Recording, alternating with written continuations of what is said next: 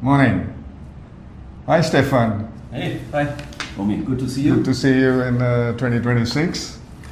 Okay, so today we have Stefan with us, who has spent close to 2 decades in Kuala Lumpur, Malaysia, that's right. in this part of the world.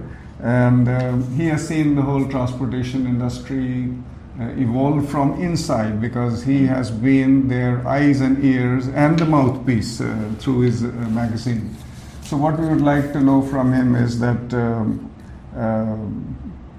how has the whole industry evolved? So, Stefan, maybe you can take us back to the world of transportation in Malaysia, and maybe you can start with how, when you came there, if you could describe the whole industry in one word, and then take it on from there. Okay, all right, thanks. Very, very good question. I mean, obviously, as you rightfully point out, there has been an evolution. And if we were to go back to when I started reporting about the industry in 2010, it was, of course, a very different scenario than it is today. We've seen one major impact, of course, is the push towards a more sustainable, greener future, and in particular transportation. If we look at transportation as a contributor of greenhouse gases, then yes, it is a major source of that. When we look at Malaysia 20 years back, it was a vastly different scene altogether. Since we've seen the younger generation take over established businesses, we've seen the introduction of new trucks that are more aligned with the current needs. We have also seen this phenomenon that is now established called last mile delivery. Especially during the pandemic, this is something that has really gained attention and has established itself as a means of transportation for sure for the average person. It's during the pandemic, it has been a vital lifeline. But again, 20 years ago, we didn't have that, or we might have had it in a very small manner. Postal office, that kind of thing. So let's say people were comfortable with whatever was being delivered. So we 20 years ago we had fewer options. Sustainability wasn't that big on the agenda, and we had different trucks and different mindset because of the people that ran the businesses back then. So now, of course, you don't see any smoke on the road, but did you see smoke on the road? No, I mean, sure. What is the condition of the fleet at that point of time? I would, in fairness, back then, of course, you also had to comply with the law, and the law stipulated that the best possible solution would be Euro 2 or Euro 3, and that's what we had. And naturally, as it suggests, Euro 5, Euro 6 is of course cleaner. So yes, we had more pollution back then, and black smoke, of course, as well. Yes. So in terms of safety, or was there any hype or talk about safety on road or maintenance of trucks, driver training, and so on and so forth? Yeah, this is really a very important topic that's close to our hearts. We need to look at transportation when it comes to road safety from different angles. We all want goods to be delivered. We need goods. From A to B. So we can't get rid of transportation. That's a fact. And now the question becomes, how do we make it safe or safer in the long run? And why do we take an interest in this so much? Because for one is the perception of the truck driver on the road when it comes to road safety. If you refer to MIROS, the Malaysia Institute for Road Safety Research, I think that's what they're called, yeah. MIROS publishes data and statistics on accidents. And it turns out that among the fatal accidents, only a very, very tiny fraction is actually involving trucks. Mm-hmm. And of that, only a tiny fraction is where the truck driver is at fault, mm-hmm. causing the accident that might lead to the loss of life. Mm-hmm. However, in the public eye, it's always the truck driver that is at fault. It's always the fleets that are not managed well, not maintained precisely, and all of that. So if you look at what fleets are doing today in order to enhance safety, it's quite commendable actually. Mm-hmm. And there's a number of very good initiatives and laws in place. And if we look at it, we have now seen the implementation of speed limiting devices. And it is proven that if you bring down the speed, you increase road safety. Yeah. I've just come back from Germany, and they were saying if you have an accident between a car and a pedestrian at a speed of 23 kilometers per hour, the car traveling 23 kilometers per hour, the chance of this being a fatal accident is only 3.5%. Precisely, I agree with you. If you go up to 50 kilometers per hour, it's already 60% or something like that, becoming a fatality. So, what has happened, and again, we come back to the change of the trucks that we've seen in the last 20 years. So obviously, newer trucks, more modern trucks have better safety features. We now also have ADAS, the Advanced Driver Assistance Systems. The idea being to take away everything from the driver that might actually fatigue him, where he has to pay attention to things and thus not paying attention to the road around him or her. So we've seen quite a lot of that. And at the same time, what we are doing in Asian Trucker, for instance, we work with the truck manufacturers to bring in truck drivers for refresher courses. Very nice. Very nice.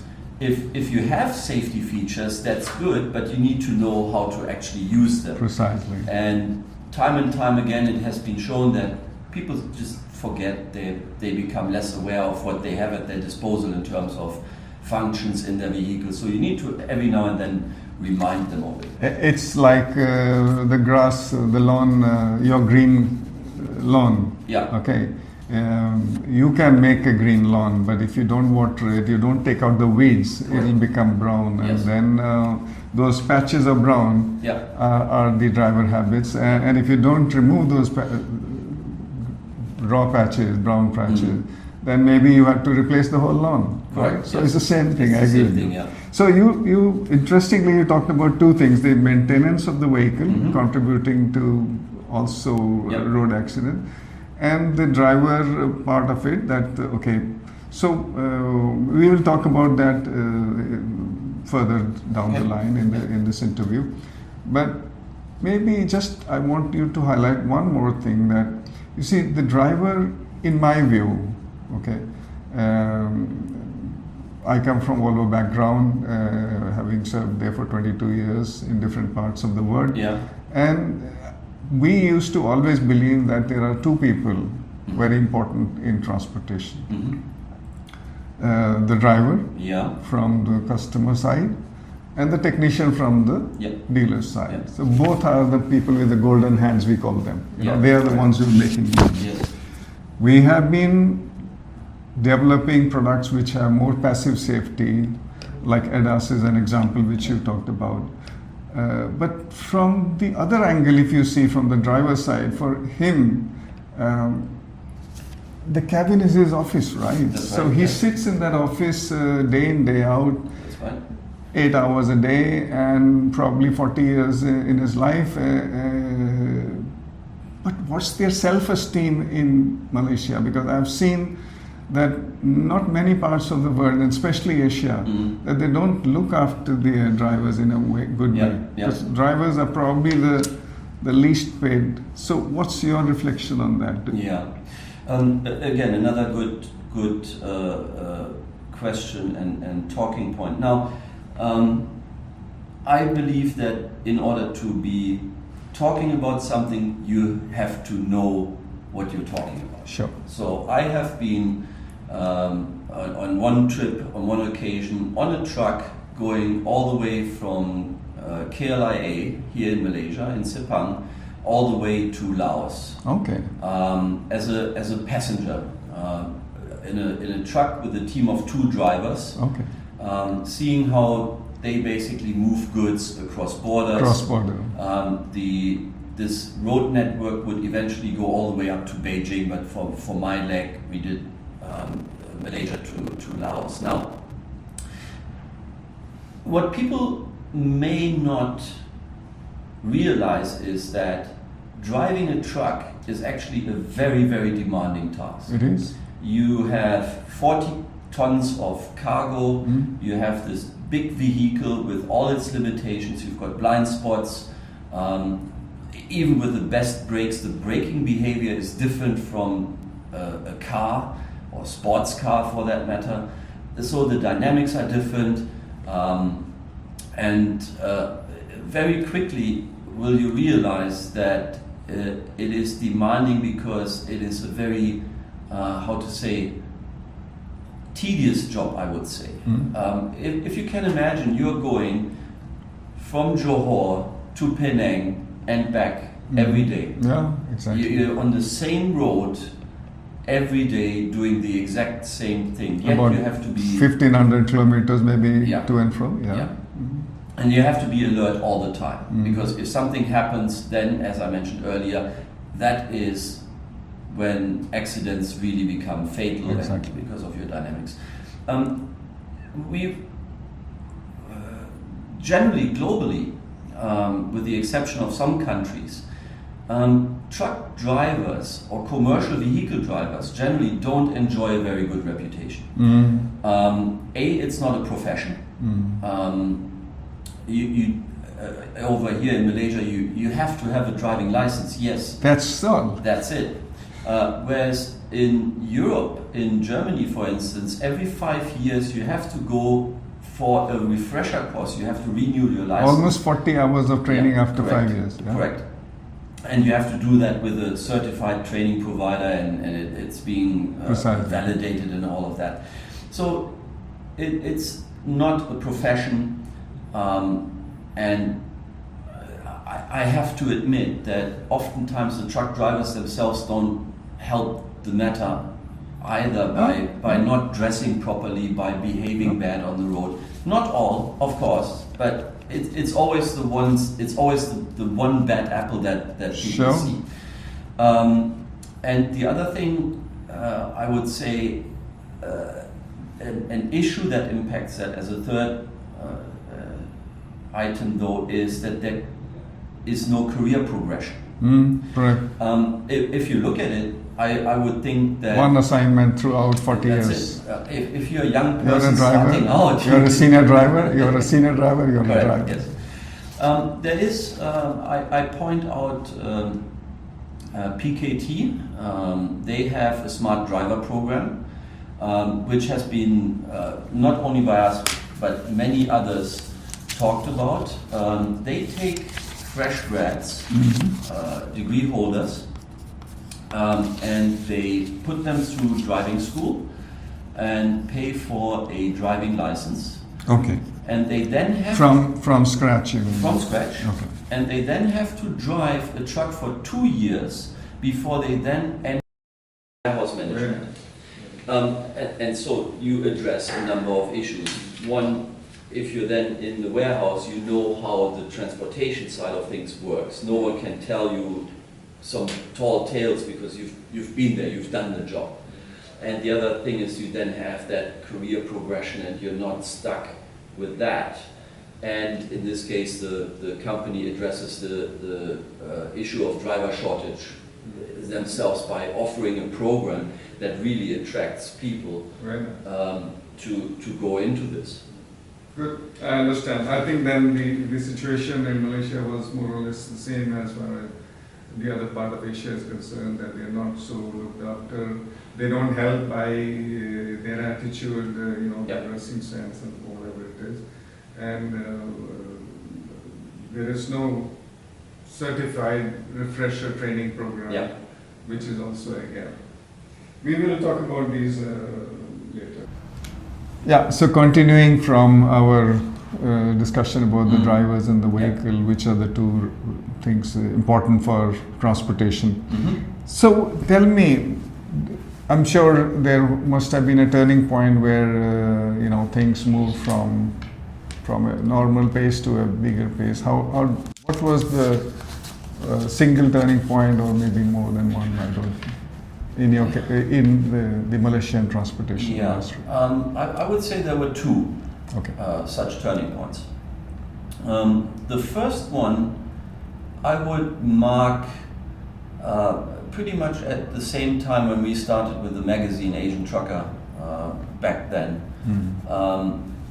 At the end of the 2000s, the first Chinese truck manufacturer came to Malaysia to start selling their vehicles.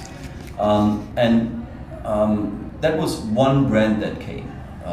Someone taking the risk to say, okay, I'm going to try to introduce this type of vehicle to the Malaysian market. Today we've got, 12, 15, 17 Chinese truck or commercial vehicle brands in Malaysia. And Dongfeng is there, and Photon and Shakman and Hohan, Hovo, what have you.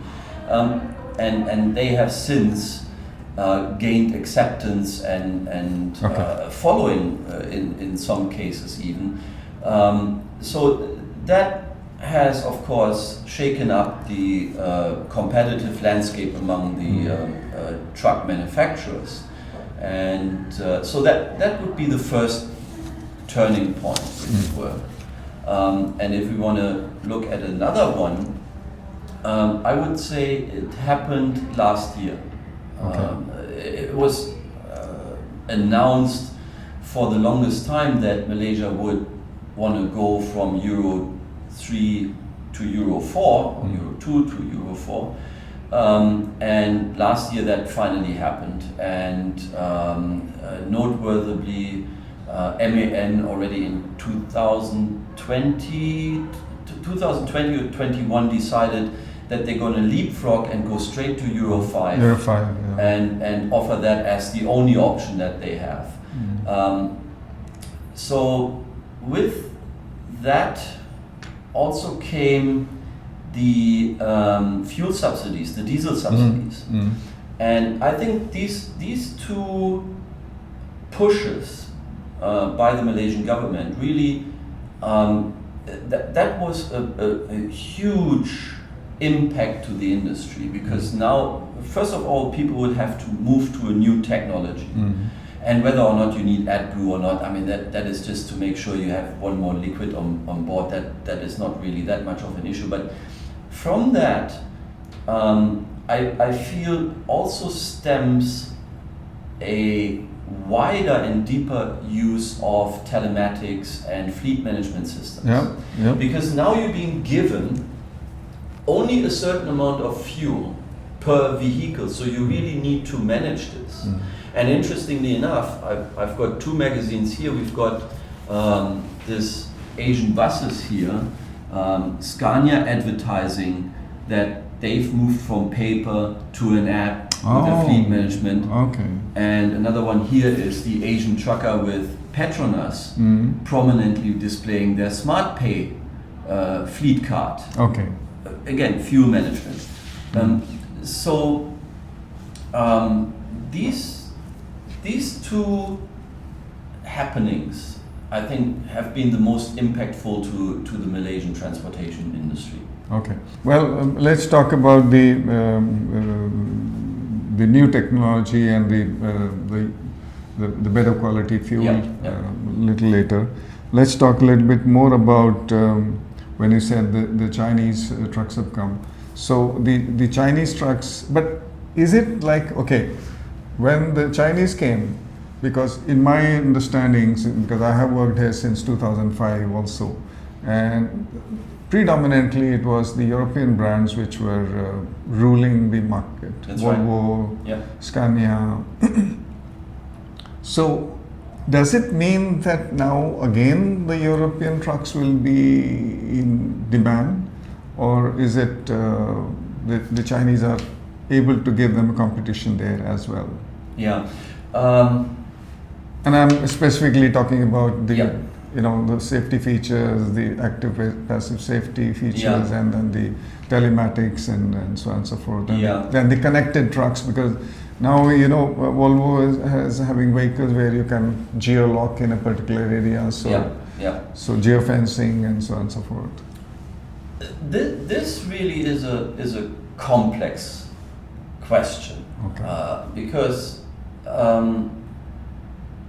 many of the Chinese truck manufacturers are in joint ventures with European makers. Oh yes. So there is technology sharing going on, and I think we've mentioned now European and Chinese, but we also need to remember that there is the Japanese. And when you look at the emission norms, it only stipulates what can come out of the exhaust.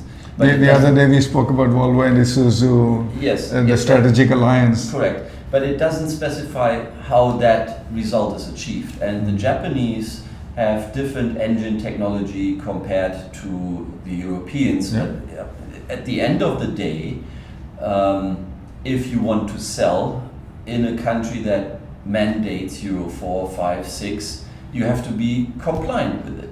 So all the truck manufacturers would have an ambition and an incentive to be compliant with it, and it can be measured and it can be verified and validated to say, yes, this vehicle made in country X complies with this regulation. So that's where basically I think the playing field is level.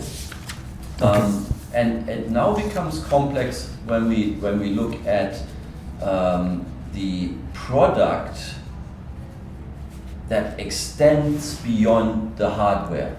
Today you're not just buying a truck, but you're buying a service package, you buy a maintenance package with it, and of course your apps that come with it. Scania, for instance, has for a long time now offered fleet management system complementary with their trucks, for instance, for a certain time. And some truck manufacturers, distributors, dealers here may or may not offer their truck with such systems. Sure. Although I've been to China, I've been to Chinese truck manufacturers, I've been in their control room, I've been to Japanese manufacturers that have telematics in-house. Whether they offer it here or not is another question. Whether the market demands them to offer it is another question. And again, in theory, the playing field is level. No, I understand. So it's not, like I said, this is really not an easy answer to give to that situation. Yeah, there is a pull and push on the local dynamics. And now with speed limiting devices and all sorts of other mandates, the gap between these truck manufacturers has closed drastically. Good. So let's shift from the hardware part of it and move towards the softer side. We already spoke about the drivers, and I think you have narrated some story also when you travel from KLIA to Laos and how you observed that.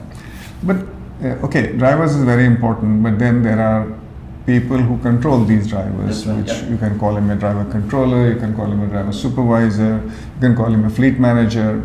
And then there is the people who are actually paying for this, the owners or the how to say, the finance people, okay, who because I think predominantly heavy vehicles is always a finance asset. Yeah. So it's a leased asset. Yeah. So that means it has to make money every day. That's because right. you're paying the lease rentals and insurance and road tax and so on and so forth. So coming back to the softer side, what do you think about the fleet managers, the owners, and are they already intelligent and mature enough to use the advantage of the fleet management built in a program like with the vehicle in the Scania? Are they running it efficiently? Do they understand that the limitations of working with the old way?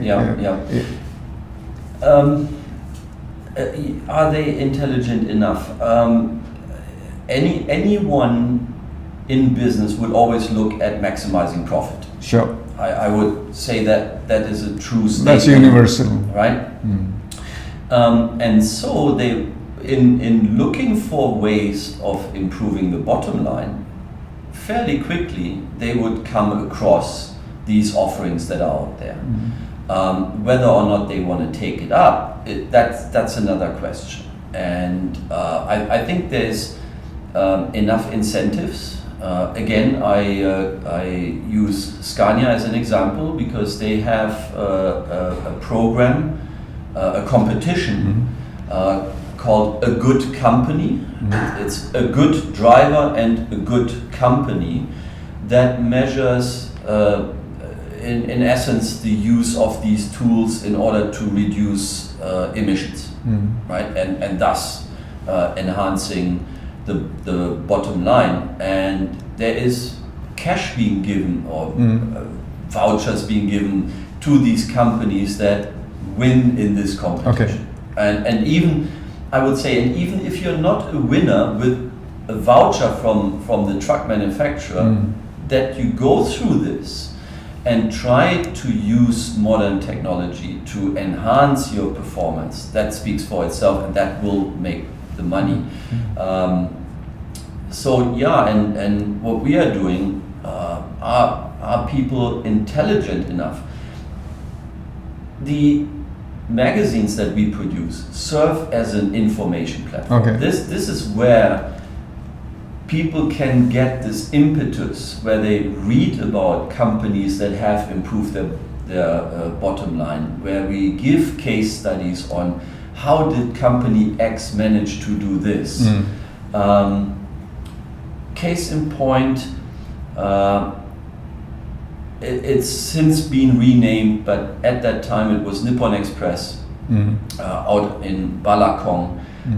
They embarked on an exercise using telematics to enhance their fleet performance. They had to hire 5 people to manage that, to analyze the data and convert it into actions with scoring systems and reward systems for the drivers, the whole 9 yards. And they were the first, and at that time the only transport company worldwide that would be verified and recognized under the Paris Agreement. Okay. Right? And even though they hired 5 people to look at these telematics, they increased their profit by applying the ideas that stemmed from it. So that very nice. that all works. So you have good examples over here. Yeah, very nice. And it's all there. And those that want to learn more about it, I encourage them to read our magazines because it's all documented. It's all there. You don't have to recreate this experiment again. The idea is, like you said, everybody is tracking money, the profit. The point is, are they okay? the money, the profit is a lagging indicator. Yes. It will come after Yes. 1 year. Yes. Probably Right. it will be seen after 1.5 years Yeah. because when the books have been closed. Yeah. But the leading indicators, like are the people mature enough and their systems efficient enough to monitor these the KPIs. Have you seen examples of people actually measuring KPIs, cost per ton per kilometer and or cost per ton are there programs where people are also looking at tires as one of their contributors, and so I'm sure the way through your magazines you are educating it, but Yeah. have you seen something like that? So, if yes, then which are the couple of companies that you feel that should be doing that? Yeah, if anything, it's always about the driver. It's incentivizing the drivers and making sure that they. Maybe I rephrase it. Okay, The point is, the drivers will do their job. The Okay. incentive program will help them do it better. Okay. The point is, the incentive programs, are they designed based on data, based on actual KPIs, Yeah, performance yeah. KPI? That's the point. Yeah. Because sometimes the incentives plans can go haywire. Yes. Sure. If you give them, like you said, they are given fuel from point A to B or point A to B and back to A. And in between, he might be a better driver, but he might be making money from, pilferages of fuel and things like that. So the point is, we have seen that. I've seen that sure. many places. Yeah. I would think Bifrost is a very good example of what can be done. They have created an app which they call the Budi app, and they are managing their drivers through that app, whereby the drivers never have to come to the office. It's that level of trust Very nice. in the driver and in the integrity of the app to say we monitor everything. So when the job is done, the paperwork is filed on the app, and immediately the driver will know how much he or she earned for Okay. that trip, Okay. what's the bonuses on that trip, what's the incentives earned, and so on. And yes, in order to do that, you would have to measure against KPIs. So that's Okay. that's So what you that- have at least islands of excellence in the industry, Yes. even if it's not widespread. I mean, I name Few. Bifrost because I know that they have the system, and I've written about it, so I know it. But at the same time, I know that others will have similar apps, similar programs as well. It's just that in this case, I want to single out Bifrost Sure. with the name of the app and all that. Yeah. Sure. Well, let's talk a little bit about the new fuel, Okay. the new energy, rather, Yeah. or which is more sustainable, Yep. and the electric vehicles. Yeah. In the car industry, we have, I think, we have crossed the first first milestone. We have crossed about 5 to 6%. A little over 6%, a little under 6% of new vehicles sold in 2025 of all vehicles sold. But is it being translated into heavy vehicles as well, in your opinion? So that's one part. And the second part, do you see that we are ready? Okay, because cars have taken a long time to actually bring it to that level, but cars operate within the city and not so much on the highway. So are we ready from that point of view? Are our systems ready? Our service support system are ready? And secondly, maybe in the same breath, you can also talk about how do you see the next 10 years of Malaysia looking ahead, Right. if you have All right. the crystal glass. Okay. There's a lot of questions and a lot to unpack there. Now, Sure. interestingly enough, I challenge you on this one. Is the idea of an electric car something new? Is it? No, it's not new. I agree with you. It has been since ages, but then there was no storage of the battery technology was not there, and people were pushing fuel and so on and so forth. So. Porsche's very first car before the turn of the century, before 1900, Fully agree. Porsche's first car was electric. I agree. For some reason, back then it didn't take, the idea didn't take off. Maybe wasn't the right time. I don't know. I'll be a bit opinionated now, and I'm gonna probably not conform with everyone's opinion or push that there is, because if I look at transportation as a whole, we have trucks, buses, and private vehicles in the broadest sense speaking. Where does the most impact on the environment happen? In the commercial vehicle segment, not in the passenger car segment. Passenger cars stand 98% of the time. 90% of their life, a passenger car stands in a parking lot, not doing anything. If it's not a commercial vehicle, for taxi or... For a taxi, but then it's a commercial vehicle, which moves 98% of the time. Exactly. So if we were to agree that we need to do something about climate change, we need to reduce impact on the environment and preserve natural resources, to me, the area where we should start focusing on is commercial vehicles. Obviously. Not the passenger cars. Fully agree. The fleets. The fleets. But we're doing exactly that. Now, I will also challenge some by saying maybe we need not push for electric vehicles that quickly, that hard, because if you look at what Volkswagen did with the Lupo, a vehicle that can run on 1 liter petrol on 100 kilometers. Okay, lab test, in reality it turned out to be 1.5 liters. And they've done a hypercar, the XL1, that also ran on 1.5 liter per 100 kilometers.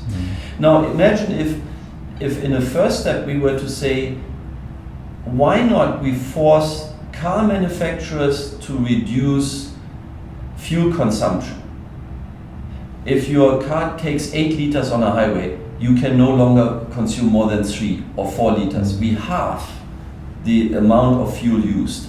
Volkswagen 10 million, Toyota Group 10 million vehicles, immediately 30, 40 million vehicles a year would use drastically less fuel. Meanwhile, we perfect alternative fuels to then have an even bigger impact on the fuel savings. Right? So are we ready in Malaysia? Now, an electric vehicle, an electric prime mover costs 3 times as much as a diesel powered one. Sure. We need to overcome that obstacle. That will happen eventually when economies of scale set in, when the technology is becoming better. I mean, look at handphones, first computers, first everything. It was always way more expensive than this. Vehicle makers looking at that. I've just been to the Japan Mobility Show, where Fuso introduced 2 prime movers, 2 big trucks using hydrogen, and 2 different concepts. And when we asked them, why do you have 2 different concepts for hydrogen even, and they said, very simple, because we have different missions, different applications requiring different solutions, even within the realm of alternative fuels. Personally, I believe that we will see not one replacement for ICE, but we will have a range of fuel technology and drivetrain technology that we can then pick and mix. Pick and choose. In fact, yeah. Just adding on that, China is calling it not EV now; they're calling it NEV, New Energy New Vehicle. Energy Vehicle, yes. Which is bringing in all kinds of fuels, like you mentioned, the alternate fuels and so on and so forth. Yeah. Good. And I mean, again, I liken it to home computers or personal computers. I grew up with a Commodore C64. Okay. At that time, you took a computer, and by the time you left the shop, it was obsolete. Every week, the development leaped and bounded forward. And I see the same thing with battery electric vehicles at the moment. Battery technology is rapidly improving. Oh, for sure. That is. And so that. I think we need it, and we should be very grateful for these people that started using electric vehicles, because they allowed everyone else to learn and to improve. And I mean, eventually the curve of development will flatten, but I think we are far from that top point. For sure. And when we get to, I mean, the joke used to be, in order to have a 40-ton electric truck, you needed a 40-ton battery. Long gone. Yeah. And I'm convinced that soon we will see ranges of 2,000, 3,000 kilometers on batteries, and Now you'll be surprised. Actually, maybe I can give you a piece of information. Like you have been contributing by Asian Trucker magazine. We at Tec-centric-technologies. We are publishing a weekly EV Pulse, a newsletter on LinkedIn. And the amount of research that we have done is actually is pointing to what you're saying. Batteries are not only storing more. You know, there was a time when, like when mobiles came, and then what was that thing? The music, you know. You remember when? But remember when initially it was to be that you have a like a USB which will. We started with floppy, maybe 150 MB or something, and then we came up with now my disc can have 100 songs. That was amazing. So that the race to pack more memory in a smaller size, the same thing is happening with batteries now. And like you said, Porsche had started with batteries much earlier in 1800s or so. And the only way it could not do is because the battery technology was not so good. Now you will be surprised that there are batteries which will be in the superstructure of the vehicle. Because now they are developing batteries which can not only carry their own weight, but they can carry the weight of the car. So CATL, to name one, is developing technology much beyond what is happening, what we need today. And the range 2000 is not so far. And like I said, the idea is that different things for different people. Exactly. For example, the electric vehicles maybe will start in the ports, you know, because that is like you're working in the same area, no problem, and you have a lot of mobility happening within the port, moving containers from one to another, and then so on and so forth. But this example that you mentioned, that the vehicles being driven in the night from Johor to KL and back, that is nice. So good. It has been an interesting communication with you, and we hope to continue some other episodes about this. But just to wrap up, what would you say that what gives you the most hope that Malaysia will continue in the journey and be up there as a benchmark in Asian markets, at least, if not the world? I would have to really credit the people that we work with when it comes to the magazine, because let's talk about this magazine as a vehicle for a moment as well, because what we are doing is we are providing information. and similar to the good old ICE engine, we still do Will print. remain. And people still want and need the print magazine for various reasons. But I can only do this in collaboration with the industry. You would not read this magazine if what you find inside is boring, uninformative, and all of that. So what we are seeing coming out of the market, things like, for instance, the Booty app from Bifrost that I mentioned, the discussions I've had about workshop technology. Ankatan has been so kind to open up about how they run their workshops, and really cutting edge stuff there. How fleet operators work, how trucks are being developed nowadays, all that tells me that there is an interest and an eagerness in the Malaysian industry to advance. Why? Purely to make more money, sure, but that's fine. Again, that's why, in my opinion, people are in business. Of course. And so we can see that at the very core, the industry is moving forward and pushing and trying to redefine boundaries and go beyond them and extend what they are doing already. So that's, I find, and you look at it, Grab is a Malaysian business originally. That is all we need to know about the industry striving for excellence and new horizons.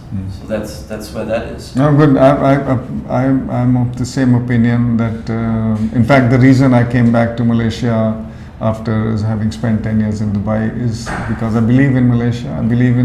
I like the people here. Yeah. There's good infrastructure, the best probably the infrastructure, road infrastructure also. We have all the brands here. Yeah. People are so nice, and the willingness to work is there. Yeah. You know. Correct. Yeah. So I'm sure we have good hope for Malaysia and the transportation industry. Yeah. So let's hope we can continue our journey over here Yeah. and contribute to the Malaysian industry. All right. Take care. Very good. Thank you very Thanks. much. Thanks a lot. Thank you. Thanks. Yeah.